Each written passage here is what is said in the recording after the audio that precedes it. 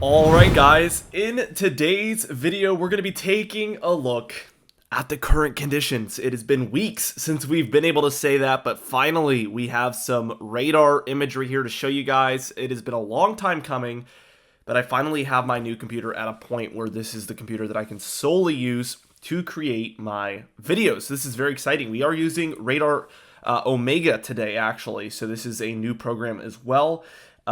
As we're switching over to Mac, it is obviously bringing some differences and some changes in the programs we can use. I am familiar with this program though, and it is a good program here, so I am excited to use this. We do see that there is some storminess offshore of the Mid-Atlantic here, and if you were watching the Super Bowl and staying up late, you would notice along the East Coast we did have plenty of storminess, especially actually the further south you went down here. Things were very stormy last night. The low was right overhead around midnight here for kind of northeast North Carolina, southeast Virginia, my area. And it was a strong low, let me tell you.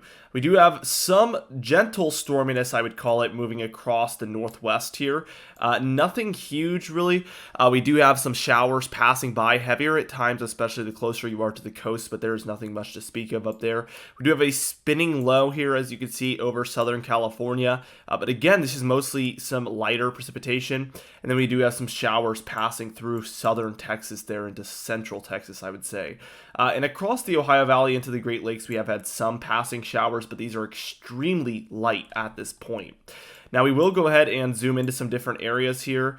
As you can see, as we move into the northwest, first off, like we always do, we can see that there is plenty of these showers. And like I said, these are heavier the closer to these coastal regions of Washington and Oregon you go, but still not really heavy either way.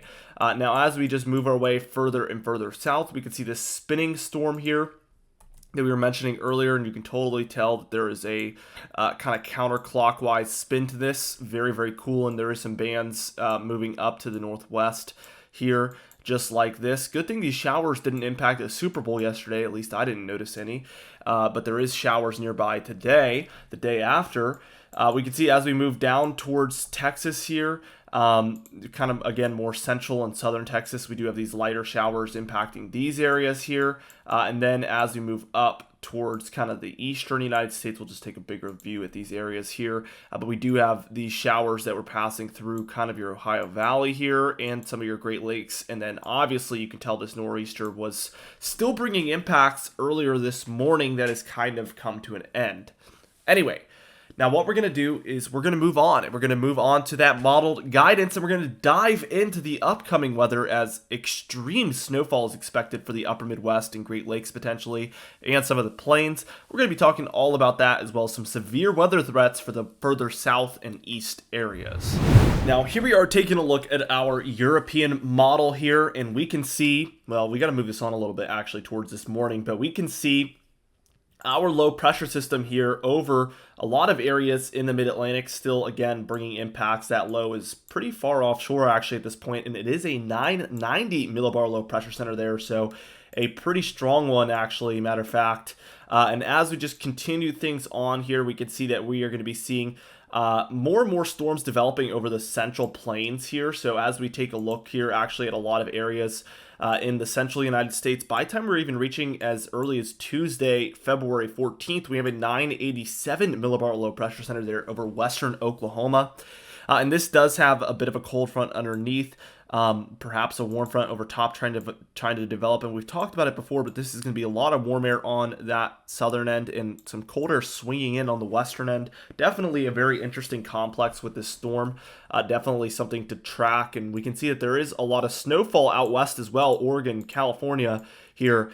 We see areas in Idaho, Montana, and down through even into the Four Corner states. We're seeing plenty, and I mean plenty of snowfall here.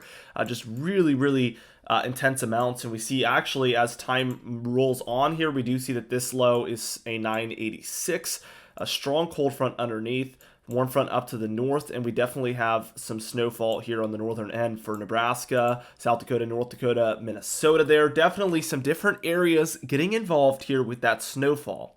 Now, as things just move on, we do see that there's definitely another storm already developing by the time we're taking a look at Thursday the 16th here. Again, cold front underneath, warm front up to the north.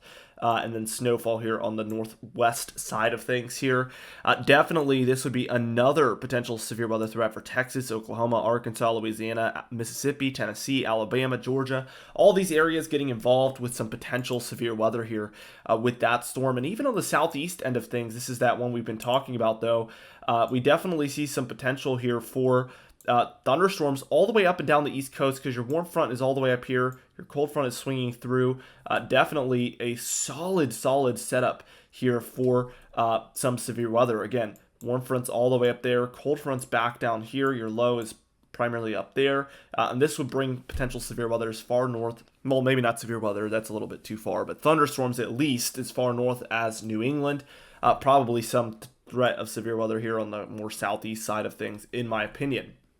Now, let's just keep going with this because there is a lot to talk about. That cold air moves through with that, and then what we end up seeing is plenty of just really cold temperatures here for the northeast for a time.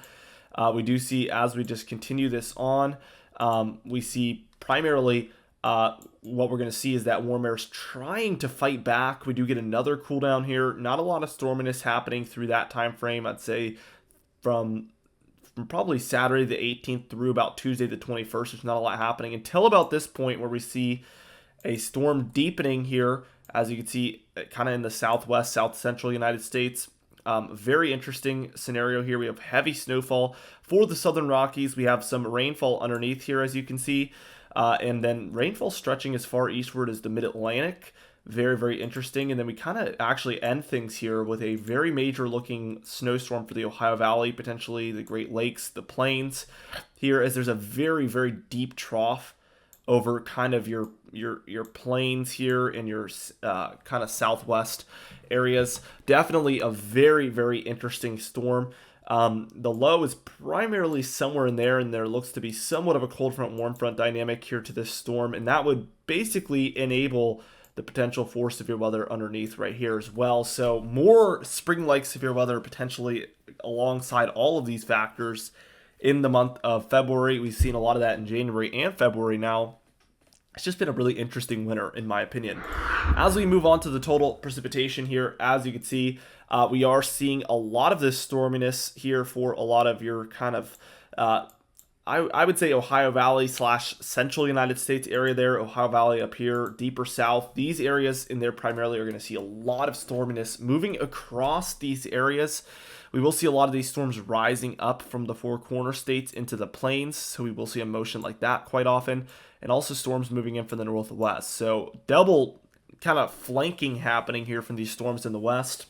And then plenty of those coming together for the central United States as well. Very interesting stuff. Your total snowfall here, we can see that the European model expects a lot here throughout the Rockies and portions of the plains into the upper Midwest here.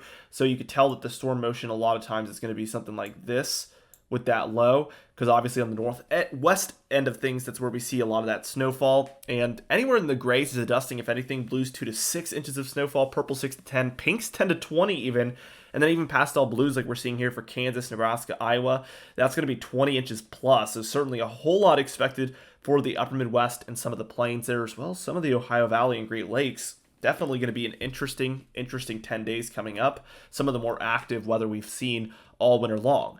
Now let's go ahead and take a look at that GFS model real quickly. And we're just going to see if there's anything different about this model. We do see, again, we're seeing some of this activity in here with a low on the western end of things. So potential for severe weather out ahead of a lot of that precipitation there. And as we just move on, we're just going to continue on with this. We can see that next storm bringing some snowfall here to a lot of these areas in the upper Midwest, Great Lakes, kind of that region in general, seeing some of that activity. As we just move through with this, we see this gradient potential for snowfall, which basically means it's a quick moving cold front with snowfall in the back end and potential for thunderstorms here on the eastern end. So definitely a very interesting and very explosive cool down, I would say, with that cold front.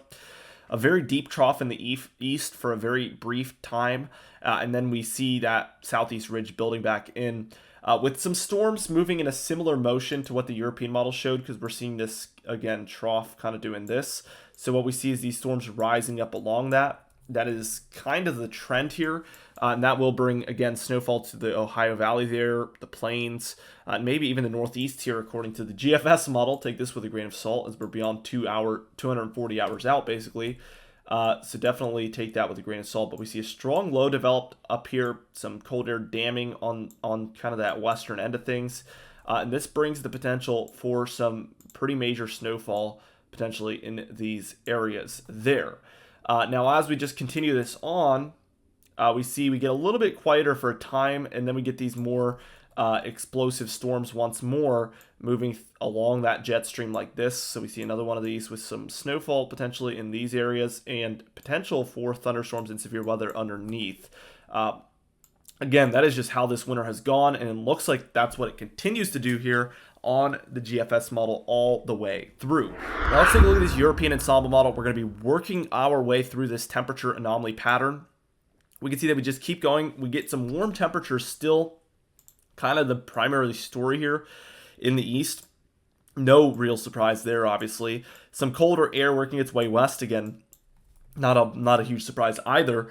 And as we just continue this on, we see some colder air reaching into the East Coast by the time we're taking a look at Saturday the 18th. So we do see a cool down around that weekend. I think that's this upcoming weekend at this point. So Saturday of later this week. As we just move this through, we see that's very brief because by the time we're reaching about Monday, Tuesday, that's the 20th into the 21st, we're already taking a look at warmer temperatures returning into the eastern United States here. That's just kind of the main story here still. So that is primarily what we're looking at. As we just continue on with this, we do see the warm kind of fizzling out a little bit, but then it fights back and it just kind of sticks around until we reach the end of the model run here, where there is some cold working its way into the east. But you need to take this with a grain of salt here on this European ensemble model, and the reason I say that is because this is an ensemble model, and what that means is there's multiple members at play here, and eventually they start to go in different directions with it. There's probably some of those members in the model that are saying it's going to be extremely cold in the east. There's probably some saying it's going to be extremely warm in the east. And that's why we get this kind of on the fence look, I would call it, where there's some warmth, there's some cold, but it's not exactly what is likely to happen. It's just the mean average of two very different stories. So that is something you want to take with a grain of salt. Certainly not something to have extreme confidence in, especially at beyond 240 hours out. So I urge you to take that with a grain of salt. Anyway, thank you so much for watching. Be sure to subscribe as we do upload every single day. Also, like the video if you did enjoy it. Leave a comment down below, and I'll see you guys in the next video.